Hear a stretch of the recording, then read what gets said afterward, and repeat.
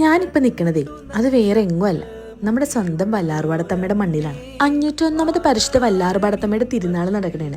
September 16 മുതൽ 24 വരെയാണ് കേട്ടോ നമ്മുടെ പെരുന്നാൾ. ഏഷ്യയിലെ തന്നെ ആദ്യത്തെ പരിശുദ്ധാത്മാവിന്റെ പള്ളി കൂടിയാണിത്. ലൈഫിൽ എത്ര വലിയ പ്രതിസന്ധി ഘട്ടങ്ങളിലും വല്ലാർപാടത്തമ്മയെ വിളിച്ചപേക്ഷിക്കാത്ത ആരും തന്നെ ഉണ്ടാവില്ല. നമ്മുടെ വൈപ്പിൻകാരുടെ സംരക്ഷക കൂടിയാണ് ഈ വല്ലാർപാടത്തമ്മ.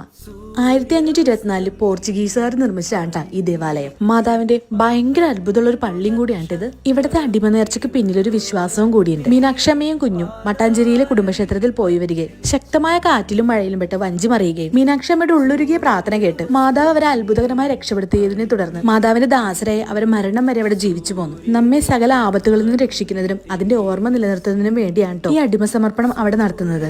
അത് നമ്മുടെ ഒരു വിശ്വാസവും കൂടിയാണ്. വല്ലാർപാടത്തമ്മയുടെ സ്വന്തം മണ്ണിൽ നമുക്ക് ജീവിക്കാൻ പറ്റുക എന്നുള്ളത് തന്നെ നമ്മുടെ ലൈഫിലെ ഏറ്റവും നല്ല ഭാഗ്യമാണ്. പിന്നെ പെരുന്നാളിന്റെ വൈബ് പറയേണ്ട കാര്യമില്ലല്ലോ. ലൈറ്റും കാര്യങ്ങളൊക്കെ കൊണ്ട് പള്ളി നല്ല കളറാക്കിയിട്ടുണ്ട് കേട്ടോ. നേർച്ചയും കാര്യങ്ങളൊക്കെ ഇട്ട് കഴിഞ്ഞ ശേഷം ഒരു കരിമ്പിൻ ജ്യൂസും കൂടെ വാങ്ങിക്കുടിച്ച് വെടിക്കെട്ടും കണ്ടു കഴിഞ്ഞ് നമ്മൾ നേരെ വീട്ടിൽ പോയിട്ടാ. 12 നക്ഷത്രമുടിയുള്ളോരമ്മേ പാതാരബിംബത്തിൽ ചന്ദ്രൻ സൂര്യവസ്ത്രം നീ അണിഞ്ഞിരിക്കുന്നു സൂര്യനെക്കാളും നീ തേജസ്വിനി സൂര്യവസ്ത്രം നീ അണിഞ്ഞിരിക്കുന്നു.